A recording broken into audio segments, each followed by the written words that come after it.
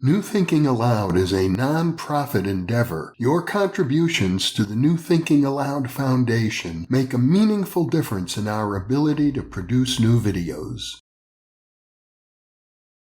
You can now download a free PDF copy or purchase a beautiful printed edition of Issue 5 of the New Thinking Aloud magazine.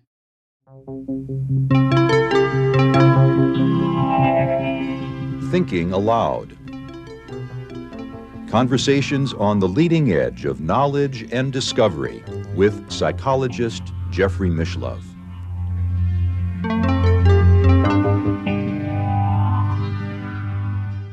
Hello and welcome. I'm Jeffrey Mishlove.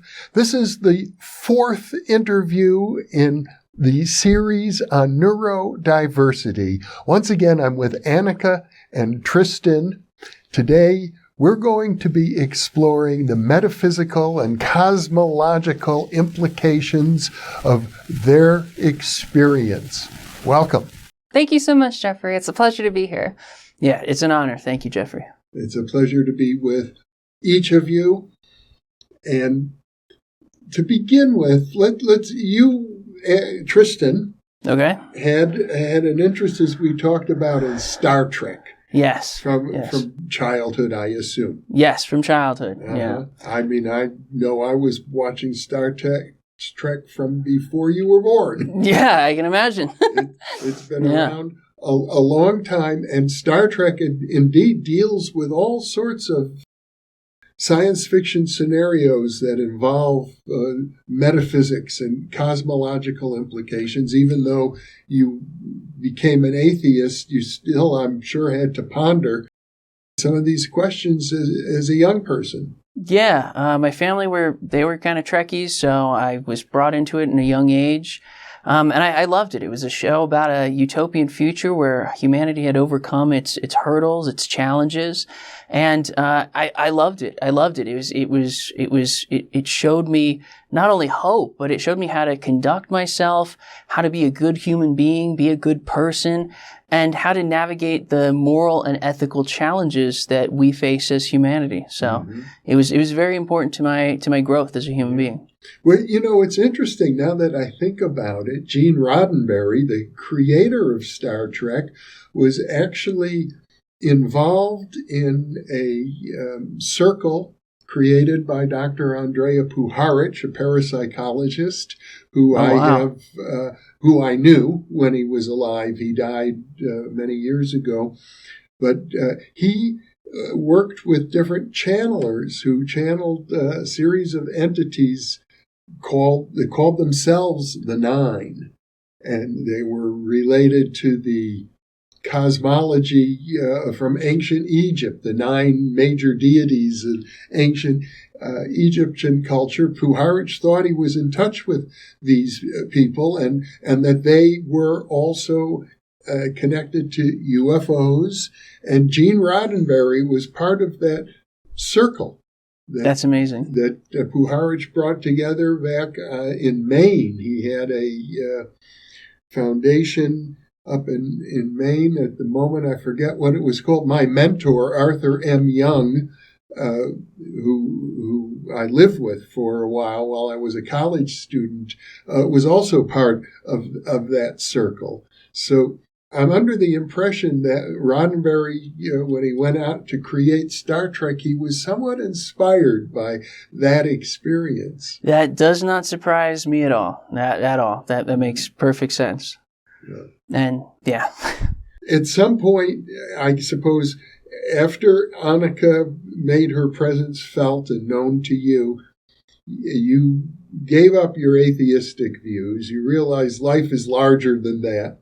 Yeah, I learned that reality is larger than that. That I really had no idea that I was really, as an atheist or materialist, it was almost like I was focusing on the little grains of sand on the beach and not seeing the larger picture, or not seeing the dynamic life that is reality. It was so eye-opening, and especially dealing with coming in and out of a body and realizing that I'm not just the meat. I'm not just my body. It was a complete shock. It shook me to my core, and I went through series of ontological shock after ontological shock. And then, of course, that kind of opened up this doorway into spirituality and the actual nature of reality, and then UFOs and beings, and it just kind of exploded. It was just this incredible journey over the last 4 years that I would not have believed. I would have looked down on just maybe 10 years ago, from my perspective, 5 years ago, but from my 10 years ago, it would have been completely unheard of for me to even consider these things. Well, now since you mentioned 5 years ago, 10 years ago, let's talk about that, because the body is 37 years old, but you consider yourself to be about 33, 34, yeah. Because of the 5 Yeah, 5 years gap. So sometimes things, when I think back and I go, oh yeah, like a couple years ago, I'm thinking 2016, but that was much longer ago. That was almost 10 years ago. We're getting there. And meanwhile, to me, I'm thinking, oh, it was, 5 years ago, because it was chronologically went from 2016 to 2021, and I'm missing that gap. I just did an interview on universal consciousness with a biologist from Emory University, Alexander Escobar. And he pointed out that if you're a photon, which he equates with universal consciousness and pure spirit, the photon exists really outside of time and space, according to Einstein's theory of relativity. Yes, it does. There's no time or space when you're a photon. You can travel from one end of the universe to the other. To an outside observer, it might take 13.8 billion years. But to the photon, it happens instantly. Absolutely. That's one of my favorite facts. To a photon, it happens instantly, which kind of speaks to the nature of time itself. I mean, from that perspective, everything is kind of happening all at once. The entire universe is happening all at once. And I know Annika especially loves the topic of universal consciousness. Yes, I do. I love it. So for you, Tristan, what happened in those 5 years is it passed instantly. For Annika, it took 5 years. Yeah, it was instant for me. It was 5 long years. And I even suspected that it could have even been, because to me, because I had so few memories, like I noticed that other people had different perspectives of time, where for me it seemed to last so long, like even a week was a long time.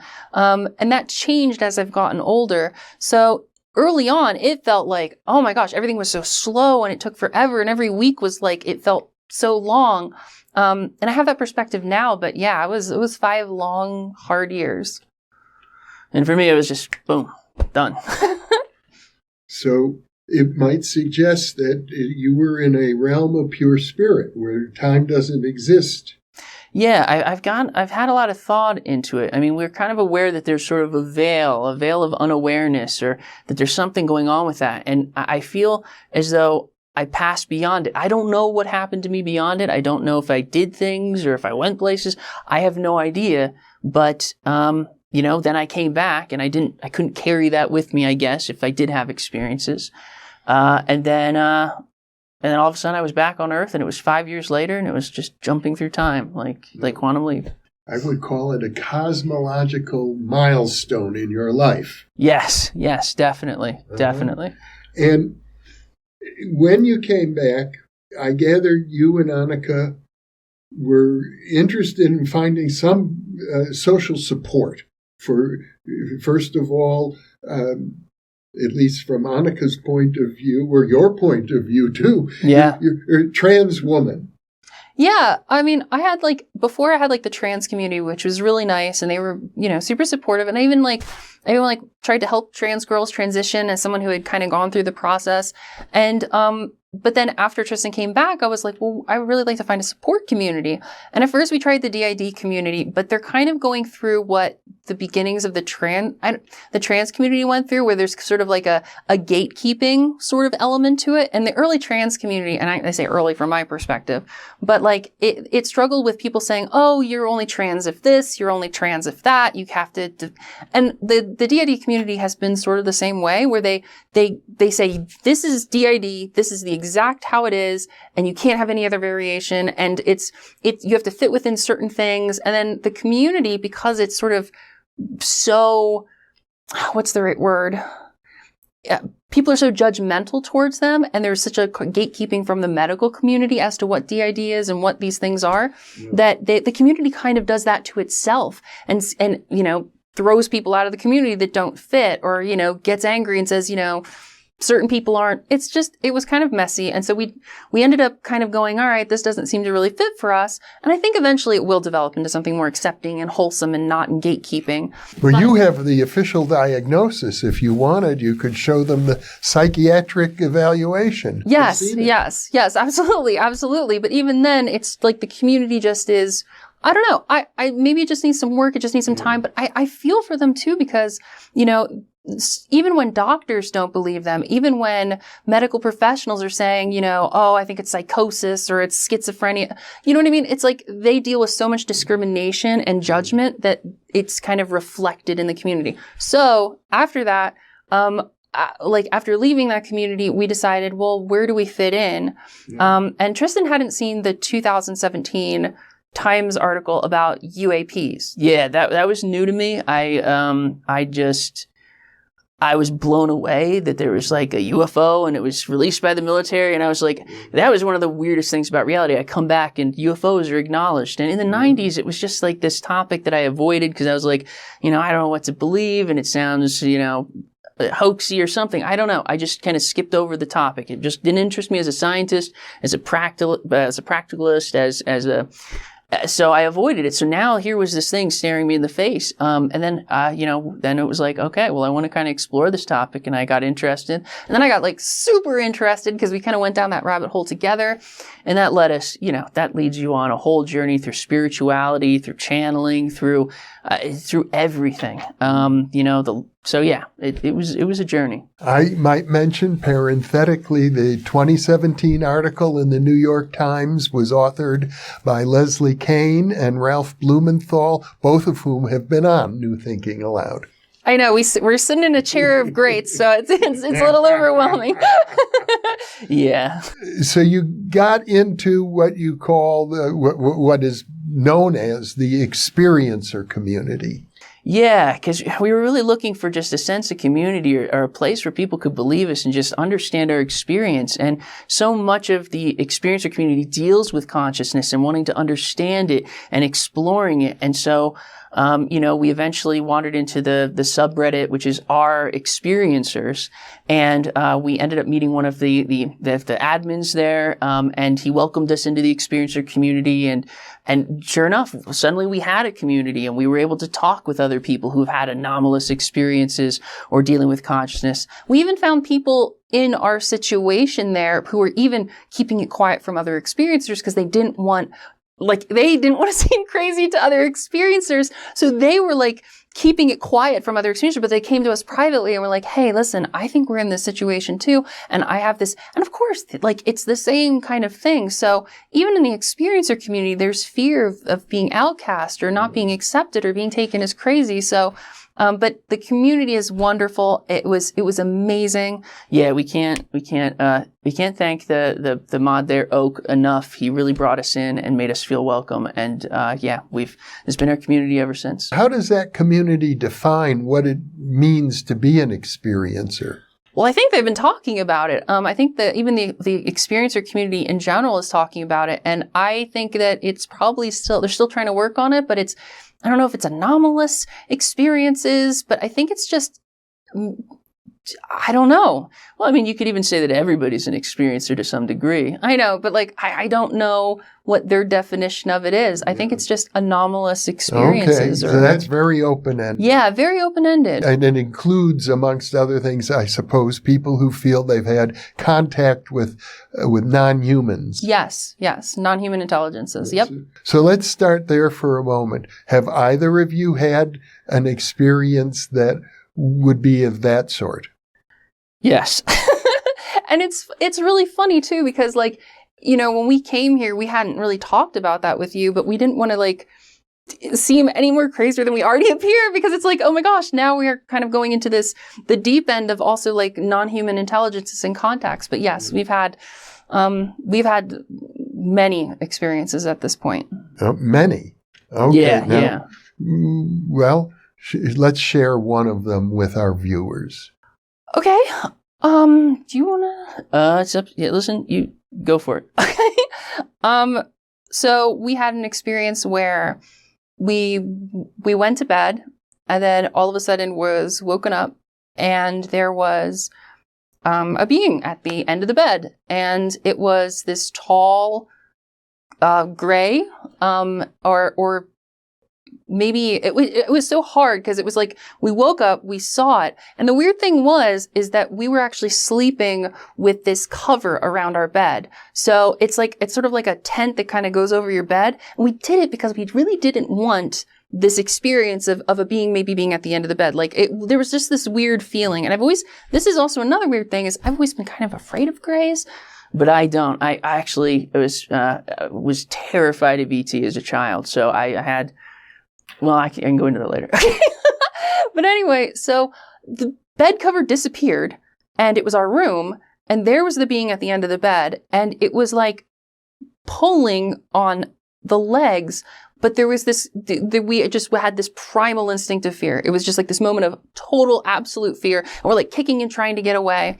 And then all of a sudden, like reality snapped back, and then all of a sudden, like the tent was back up, and the being was gone, and we were just in bed in a total state of panic. So it was interesting. Were you wide awake when this occurred? Yeah, it's like well, that's the weird thing. It's like it felt like we had just gotten into bed, but yet it was like asleep, but not. I don't know. Could be a hypnagogic. Yeah, it could have been a hypnagogic experience, or it could have been like we had just fallen asleep and started dreaming, or I don't know what it was, but it was so vivid and real, and like the being was like really there. It was very strange. Yeah, and we were like kicking and stuff, and that was the thing, is we, like, when it snapped back, we were kicking, we were moving, we were like, it was like, there wasn't like that, you wake up, it was like, reality just changed. So it was really bizarre. And I mean, I guess you could have woken up. So yeah, it's one of those, you don't really know, but that's kind of the phenomenon in general. Well, Tristan, you indicated that you had a fear going back to childhood. Yes. And this is something that I've had to work on over the last 3 years, is I was absolutely terrified of the movie E.T. I couldn't explain it. My parents thought it was kind of strange, but it lasted until I was in my 20s. I was just terrified I couldn't handle seeing him. I couldn't deal with it. And I used to have these really vivid dreams of, I'd be in bed, and then this ET would be in the house, and if I saw it, or if I would feel its presence or something, and then, I'd know it was there, and then if I saw it, I'd become like frozen or paralyzed, and I couldn't move. And then I had this one weird incident where I kept ending up back in bed. So it was like almost like the dream kept happening over and over again, but I don't know if it was a dream, where I was in bed, I'd get up, I'd go out into my grandmother's living room, and then all of a sudden I'd know the being was there, and then I'd see it out of the corner of my eye, then I'd be paralyzed, then I'd immediately be back in bed, and then I'd think I was waking up, and I'd be like, oh, thank God it was just a dream, and I'd get up out of bed, I'd go to the living room, and then it would happen again, and again, and again, and it happens. And every time I was like, oh, I'm finally awake. And I kept getting back into bed. That was one. And then when I was even into my teens, when I was in college, I ended up having this experience where I became paralyzed in bed. There was all the windows filled up with light, and there was a being in the room. I've seen shadow people, and I was a materialist. I was an atheist. I just was like, oh, it's a dream. This isn't real. It's sleep paralysis, and I had all these explanations. But now looking back, it's like my life was filled with high strangeness, and I was in total denial about it. So, yeah, and it took me a while to get over the fear of ET. I'm still not a huge fan of him, but, I've made my peace, and I love him. Okay. And now, Annika, you said you had many encounters. Another one is that basically we were asleep. We were sleeping in bed. And then all of a sudden we were just having a normal dream.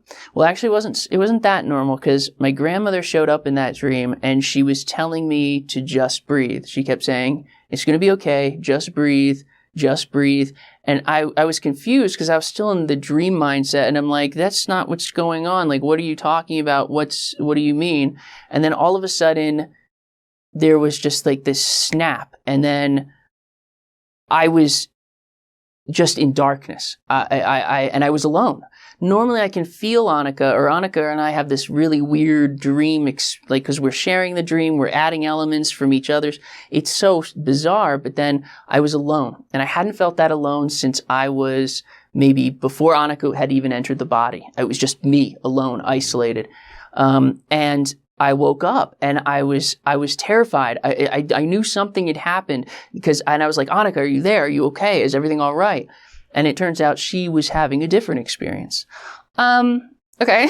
So my experience was, there was like that snap. And then all of a sudden I don't know, like it was like I was in bed or something, but then all of a sudden the cover of communion just flashed in front of me, and it was that face.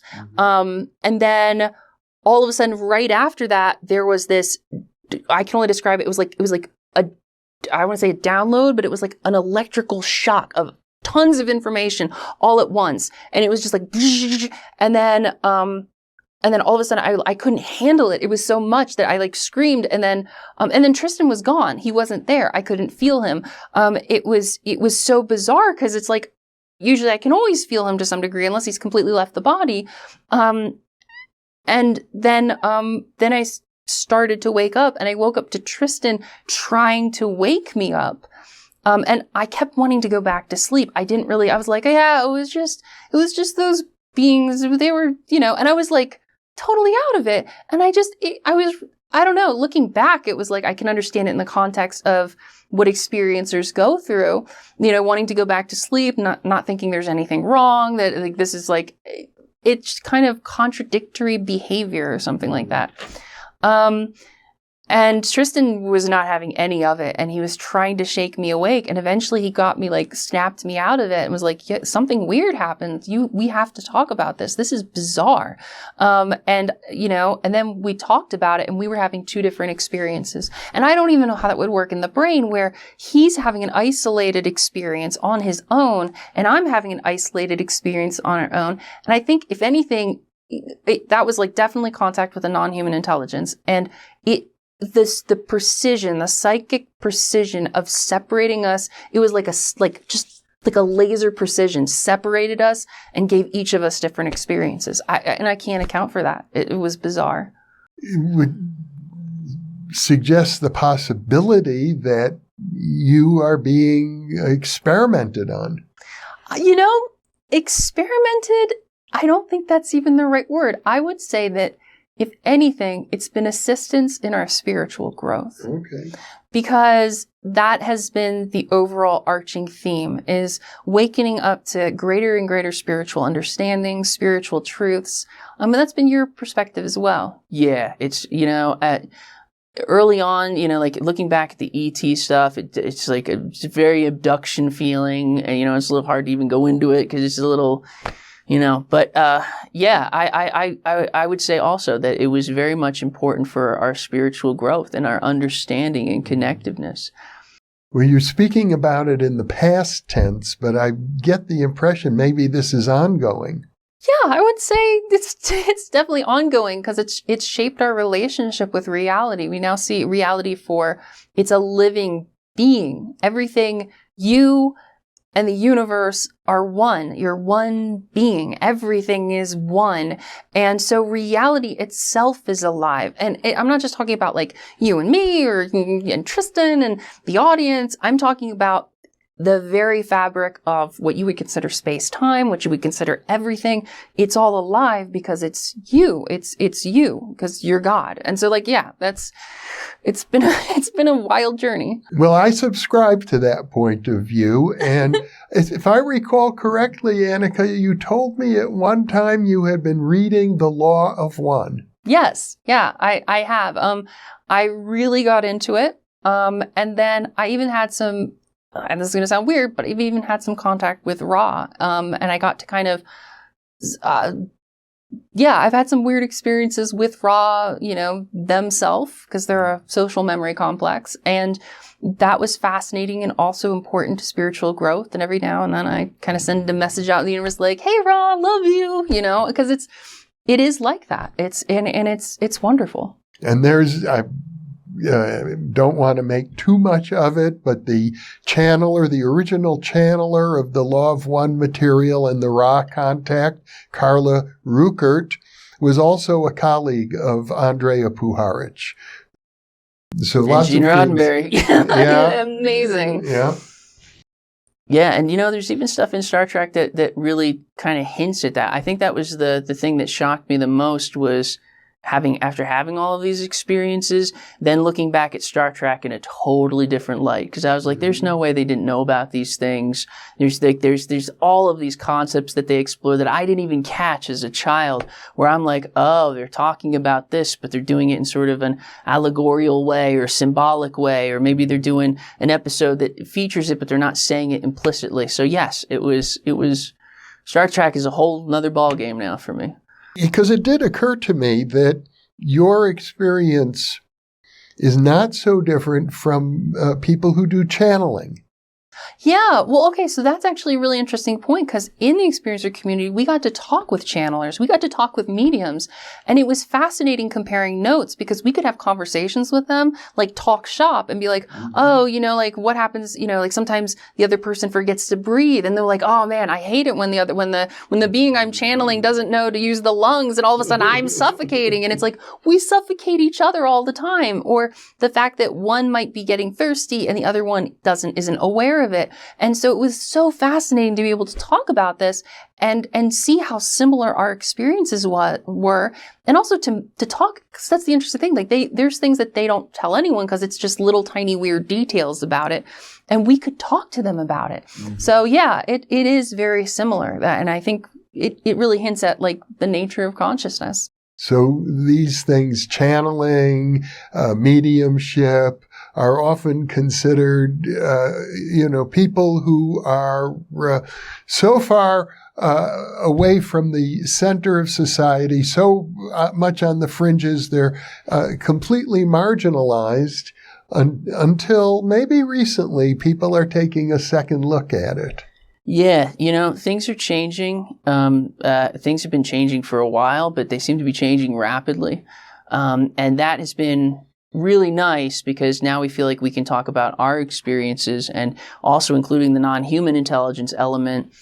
It's been really nice. And, even the DID community is considered on the fringe, but these are all real things that are happening to people. So it's really important to have these discussions and to make the public more aware of what's actually going on in the nature of reality. Annika seems to be pretty much sold on the philosophy espoused in the Law of One materials. How about you, Tristan? I think we're on the same boat. We see reality as living, breathing. It is, everything is one. You are God. You're awakening. You're becoming aware of being God and realizing that everything is interconnected and how you treat others, that's you. So when you hurt someone or you hurt an animal or everything that you're doing to yourself, and how you view yourself, whether you love yourself or you hate yourself, that's you as God, working through understanding who you are. And and dealing with it. So that's why I'm not afraid of death. It's like, it's just a stepping stone, a transitional barrier. There's nothing to it. It's because you are God. You are the singularity. The singularity, that's an interesting way to put it. That the singularity being also a point outside of time and space. Yes, because, the Big Bang, going into the science of it, it was one point. Everything in the universe was this one point. Mm-hmm. And I like to think of it as, you never really left the point. You're still the singularity. You're still here. You're still experiencing everything, but you've separated yourself, and that's another thing that I really want people to understand too, is that our situation is no different than, say, you and another person on the street. We're just inhabiting one body, but you, as God, you're separated from, from others that you see. But it's no different than us, in that, it's that separation to understand yourself as God. I had many conversations with a fascinating philosopher, Bernardo Kastrup, who takes the opinion that the universe is fundamentally made of consciousness. Mm-hmm. Yep. Consciousness is the ground, and he would say that why we seem to be different personalities is because of some sort of a dissociation that occurs. That if we weren't dissociated, we'd realize all the time that we're one with everything. But because we're dissociated, and he says the dissociation is the result of having a body. The body is the membrane that causes us to feel dissociated. In your case, though, you share a body, and you still feel, would you say that the two of you are one? Yeah, I mean, we're all one, but of course we are also separate too. And I think quantum mechanics even hints at that in the states of superposition. You can be both at the same time. You can be God and be all and be divine and also be separated at the same time. Because if you're going to be all, you have to be all. Literally, you're everything. Yeah. So you're having all the experiences, and you're experiencing them in localized frames of reference, and you're experiencing them as in higher, and you have to have an infinite number of perspectives on that experience. So yeah, you're everything. There are people who write about cosmic consciousness where a human can have that experience. I think it's pretty brief. I don't think it can be sustained for too long and still go about your daily responsibilities, but of being aware of everything all at once. Mm-hmm. We've had those. You've had that. Yeah, we've had that. Can you describe it? It's a really interesting experience. All of a sudden you become aware, and it's something we've also been practicing too, because, we go into those meditative states. So we've learned to, as they say, control your frequency, control your vibration.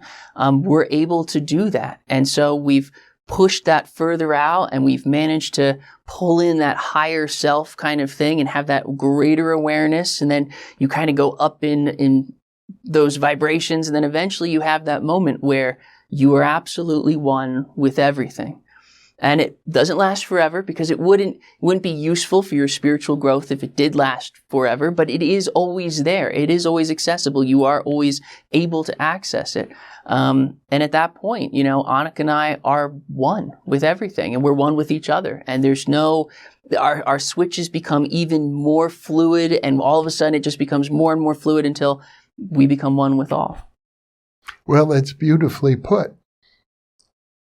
I don't know how much more we can add to that, and yet at the same time, you want to make a contribution to science. And yes, science isn't going to get too far with that idea of we're all one, because how do you do science with that? Right, exactly. But I think slowly humanity's waking up, and it needs to wake up. People need to become aware that they're God, that everything is one and interconnected, because we're facing challenges here on Earth and our separation in this layer of existence and reality, like artificial intelligence, the technological singularity, global warming, potential nuclear war. There's all of these challenges. Almost a great filter, if you will. Yeah, exactly. So it's like we have to awaken and understand these things so that we can come together as a collective consciousness and make a better Earth. And that's why we're doing this in service to others, to help others understand these things so that they can see this, so they can know that this is real, so that they can see this, the two conscious, that the soul is leaving the body, so that way they can know and science can start looking at this and maybe investigating it. And eventually they will. Well, there's a segment of our population who take the attitude, for example, that men should be men and women should be women, and that one of the biggest problems in society today is that men aren't masculine enough and women aren't feminine enough. The manliest thing I have ever done in my life was giving the body to Annika. I can just say it. Like that to me was being able to give it to her, to transition, to change the body. That to me was masculine. You can't be God and experience everything if you don't experience everything. And you can't love yourself if you don't love others. So you have to love people who are having very different experiences with you than you. Like, you have to love people who are trans. You have to love people who are gay. You have to love everyone, absolutely everyone, and understand that they are you and just having a different experience, and that experience is important to your spiritual growth because you are God. So yeah, and so the idea that there's these boxes and that this is one way to do things, that's not how the universe works. And eventually that box will fall apart. Or it won't. It's totally optional. It's totally optional to it's totally optional to your spiritual growth. You don't have to do it in one lifetime. No, the universe can be very patient. Yes, it's got an infinite amount of time. Take your time. It's like a lazy river. Do you get into politics? Yes, because, how can you not? Do you know what I mean? Like, you have to be politically aware. You have to be aware of it, and because it's about you. Ultimately, it's the same thing. It's all is one. So politics are you. So you have to be politically and socially aware. It's very, very important to be awake, just not on a social level, but also on a spiritual level. Agreed. Just want to say. When you say all is one, of course, we're talking about other life forms, non-human, that are here on Earth, worms, mollusks. Absolutely. And you're allergic to mollusks. Yes, I am. I am allergic to mollusks. I'd prefer if they stayed far away. I'd prefer if they stayed in my mouth. Yeah, not great. But how do you experience love for things that you find detestable, despicable? You have to. I mean, it's a challenge. It's a part of that spiritual growth. You have to love the things, because it's just like you don't like things about yourself. And in order for you to have a happy, healthy life, you have to love those things. You have to love your flaws. You have to say, well, okay, I might be this way, but maybe in the future I'll continue to work and become a better person. And so you have that same hope for society. You go, okay, that wasn't great. Maybe that political stuff isn't wonderful, but I love them. I love everybody on the political spectrum. They are me and we are one. And so you have to love. It's so important. Compassion, forgiveness, acceptance, and love. Absolutely. They're fundamental. What about with the E.T. that frightened you so much as a child? We love them too. Yeah, and I love E.T. And I love Greys, because I have a fear. I used to have a fear of them. Now I'm doing a lot better. Yeah, you have to love them too, because they love you. I know that's weird, but they do, and in whatever alien, non-human intelligence way, because they're aware of these things. So not all of them, of course. They're on their own paths, of course, but. Yeah, and we're not afraid. I mean, like, when we have those experiences where we feel a presence in the room, we're reminded that all is one, and that we're safe, and that and that it's okay. It's really, it can be a challenge when you're afraid, but Fear not. Exactly. Well, to change the topic again, I understand that you've experienced remote viewing. We have. Yeah, and I actually have an interesting story about that too. So when we were falling down the rabbit hole, so to speak, I was a little overwhelmed at the time because Annika wanted to do remote viewing. She wanted to try psychic stuff. She wanted to do these kinds of things. And I was so unsure if it was safe. I didn't know what we were getting into. I didn't know if the beings were safe. And this was before I had the whole perspective of love and one is all. I saw it as this could open a doorway that we can't shut, and I don't know what to do. So there was this moment, it was over like a couple summers ago, where I went out onto our deck and it was on my mind. I was thinking about it. I was ruminating over this, over whether this was a good idea and that if Annika should pursue this. And when I went out onto the deck, and this is bizarre, the trees were filled with owls. This wasn't a dream. This wasn't anything. I just was cleaning the house. I walked in on the deck and the trees were filled with owls. And the owls were my grandmother's favorite bird. She loved owls. She'd always take me out to see them. And they're just hooting and making all of this noise. And I had never seen anything like it. I'd never seen or heard so many owls in my life. And then I just knew that my grandmother was there. Couldn't explain it. I knew she was there. I looked up at the sky and I said, Nana, if this is the right thing to do, if she should pursue this, if I should allow this, please just give me a sign. And in the exact place that I was looking in the sky, a shooting star went right across. I mean, I didn't have to move my eyeballs. I didn't have to change or look anywhere in the sky. And there was just this little patch of sky and shooting star. And at that moment, I was like, okay, it's fine. I'm okay with it. Mm-hmm. And statistically, that's so improbable. The owls, the shooting star, this was not a dream. I was fully awake. I went back inside and vacuumed the house. So yeah, it was because he cleans a lot more than I do. Yeah. So, and after that we tried remote viewing. We had great success at it. I loved it. It was amazing. It was eye-opening, third eye-opening, if you will. And it was very different, and it taught me more about intuition and trusting your intuition, which helped me build a much closer relationship with reality, with myself as reality itself, everything all around me. Because I realized I could trust my intuition. I could trust it all the time. I didn't ever have to not trust it. I could just know that sign, this was a sign, that was a sign, this was a sign. And then all of a sudden, that's when synchronicity started exploding into our life, where at some point we reached where every single second, everything that we looked at was a synchronicity. And then all of a sudden, psychic stuff started happening. We knew when people like at our job were like not thinking about us, when they were thinking about us. We knew when Tristan's mom was like thinking about us, when family was thinking about us, and we could call them and they were like, oh wow, that's so funny. I was just thinking about you. And we just started having all of these weird psychic experiences, which further fueled our spiritual growth, which further fueled our understanding that all is one.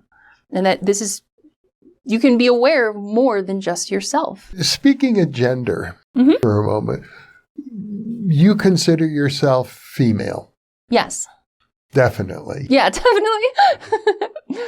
As we discussed earlier, you would think of yourself basically as a 16-year-old female. Yeah, it's hard to be like, I don't know what I don't know, but yeah, I would definitely say that I'm a lot younger and less experienced than Tristan. So I see myself, I celebrate my birthday every year, and we celebrate on 2 different days. Yeah. I celebrate on December 12th, and mine is October 30th. And so, yeah, there's going to be 16 candles on the cake this year. So, yeah. December 12th, did you say? December 12th. And how did you arrive that date? That was the day, I left a recording for her on the phone, and basically said, "Hey, listen, I'm dying. The body is yours," and yeah, that was it. Mm-hmm. And also, I did a little bit of research, and I found out that the pregnancy, the expected due date was December 12th, which was just this massive synchronicity that I couldn't ignore. Yeah, and I didn't even know that. I totally lost track of what year, what day, and everything. So that's my birthday. But what I'm getting at is there is a sense in which somebody might really think of you as a hermaphrodite. People are going to think a lot of things, and that's okay if they view us as a mix of both or two things at once. Or, I mean, like, because that's also the nature of reality, I guess, is being multiple things at once. There's no rules. You can be, even as the universe as God, you're multiple things at once and you're one thing. So it's the same thing with us. The reason I bring it up at all, because it's unimportant to me for other reasons, but I wonder if that sense of the balance of the male and the female is in any way related to opening up the psyche to experiencing the paranormal. It could be. I think it's opened our eyes to so many different things because we've both experienced being in the body when it was perceived to be the opposite gender to other people. So even on a social level, it was eye-opening to see how Tristan was treated as a male. And it was very eye-opening to see how, the body in Annika is treated as a female. So yeah, it's a part of the spiritual growth. And as far as like opening up the psyche in the male, yeah, I mean, like I definitely have my more dudeish moments, of course, you know what I mean? And, Tristan has feminine moments. There's really no, humanity and people tend to want to put things in a nice little neat package, a nice little neat box. And I think it's because it helps them feel like they have control over something or that they understand something when they already do. They're just unaware of it and they don't need the box. But the box is also really important to make stepping stones for your spiritual growth. Because eventually you poke your head out of it and you go, oh, there's more to it than just this little box that I've defined myself in. Yeah, people might think reincarnation only happens a certain way. It doesn't. The universe is infinite. You can have it in any kind of weird experience. You can have walk-ins and all sorts of stuff. So there's no one way to do something. Just as there's no one way to experience something. Exactly. Let's talk about control. Okay. For a minute. It's a big topic. And I'm sure there are moments when you want to be in control. Like, for example, I did the interview with you, Tristan, just earlier today. Yep. And it happens to be, for anyone who's interested, today is Easter Sunday, 2024. But in any case, you needed to be in control of the body to do the interview. Yes. It was important, and Annika left. Yep, I did. It was kind of strange because I went down and I'm like, oh, it's breakfast time, but no, it's noon. Yeah, you had breakfast. He had breakfast. Yeah, I had breakfast. I'm like, wow, I feel so chipper and awake. It's like I don't even need coffee because I had the 2 cups of coffee. There's a sense in which everybody needs a measure of control. Right, exactly. And, it's a process between us. We give each other control over the body, knowing that it's going to be okay. It's a trust exercise, as I mentioned. So yeah, it's. Well, okay, but hold on. At first, when we were first switching, it was really scary because we were afraid, what if the person just takes the body? Or what if, they do something with the body that we don't approve of? Or the fact that I'm a vegetarian and she is, I'm getting there. Yeah. A pescatarian? You had bacon yesterday. I did. Okay. Yeah, that's fair. So yeah, just even having control over the diet is a huge amount of, and the end result is you have to compromise. You have to be able to go, okay, well, let's make it 50-50 or as fair as possible. You can do it here on these days, or you can do it at night, but you can't do it during the day. I need the body. And ultimately, you have to have that love, compassion, and understanding for the other person, the other. Even if it's not inside, it's outside. You have to have that love and compassion and be able to compromise. It's so important. And it strikes me that in your very unusual life, there is an issue of control with regard to the whole universe, because there's so much that we can't control. But what we can do is, you might say, tango. It can be a dance. Mm-hmm. Or a communion, if you will. It's the idea is that, so one of the things that I like to do is when I'm not super when I'm kind of in this, I don't want to say like density, but like when I'm in this mode of thought where I feel very separated and the world feels very, very real, and you're not having like this a greater awareness, I like to call reality casita. And this comes from the movie Encanto, where the characters are living in this house and the house is alive. And none of it's totally normal to all the characters, but in the movie, casita will literally rearrange itself to help the characters, achieve this spiritual growth. And so like the characters will need a stair to get somewhere, and then the house will make the stairs. And the house is alive, and everybody regards the house as alive. This is a perfectly normal thing in that universe. And that is actually like the universe itself. It makes these weird synchronicities. It leads you, and you kind of have to just have faith that it is you, and so it loves you, and it wants the best for you. And you're going to go through really difficult, challenging, and difficult things, but it's a part of that spiritual growth. It's there to help you, and you can have that communion, that relationship with yourself as all of reality. What a wonderful metaphor. I'm not aware of this movie. It's great. You should watch it. We love it. It's called Encanto? Yes, it's called Encanto. It's Disney, so it's on like Disney Plus. It's fantastic. It would suggest that there are a lot of people out there, creative people, who are in their own way thinking along the same line. Yep. Exactly. And the same thing is true for a lot of people with God. Like you might say, God is casita. The thing that I find with the whole God thing is because you are God, it's an equal. Reality is an equal to you. We're all equals. And even like humans are like, oh, there's higher and lower. But at the same time, it's like we're all one. So it's like we should treat it as all one. We're all equal. You're equal to all of reality. So that's another important aspect of it. Would you say you're equal to an ant? Yeah, for sure. Mm-hmm. And it might not be the best for that ant's spiritual growth. I have to kind of trust reality if I accidentally step on it. Yeah, please don't. we try to save all the insects and spiders and everything. Yep. But yeah, even to an ant or to a non-human intelligence or even to a social memory complexes. And you have social memory complexes, and entire civilizations interacting with individuals on Earth. And to some people, they would go, oh, well, that's like a human interacting with an ant. And yeah, because they understand that all is one and that everyone is equal. So they do interact with individual humans, because being bigger or more intelligent doesn't necessarily mean you see this bigger picture and you ignore the little things. It's that you also see all the little things too and see how important they are in everything. No, you use that term I'm unfamiliar with, social memory complex. Yeah, so that's what Ra is. Yeah, Ra is a social memory complex, which is like a civilization. Like imagine if everyone on Earth decided, oh, we're all going to think the same. We're going to have telepathic communication. We're all going to see each other as one. And they all sort of form a society that's structured around it. And then they can sort of like interact. It's like this collective consciousness that planetary sphere has. And then they evolve and go on their spiritual growth as a collective consciousness.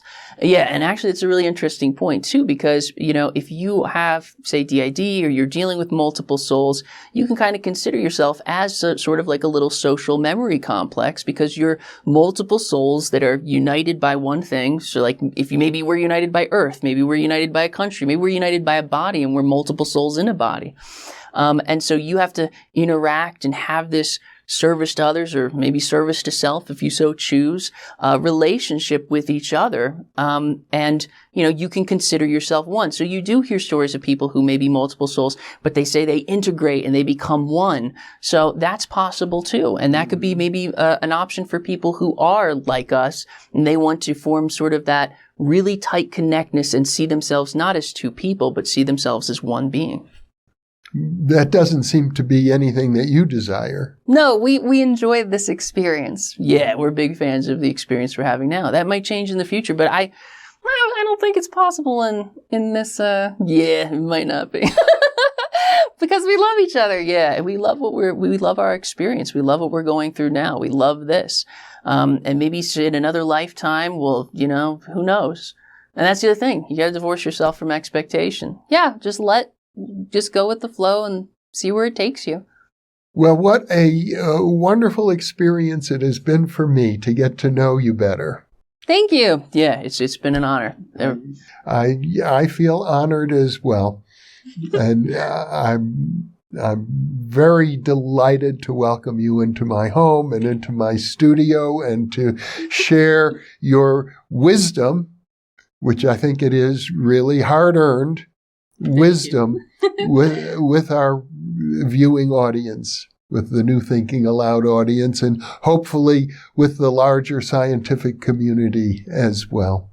Absolutely. Thank you so much. And if I can just say one thing to the viewers, and that is just love is everything. It's the most important thing in this universe, to love yourself and to love others and to have compassion for everything. And forgiveness. Absolutely. I totally endorse that sentiment. I do. So thank you each for being with me. Thank you so much. Yes, thank you so much, Jeffrey. And for those of you listening or watching, thank you for being with us, because you are the reason that we are here.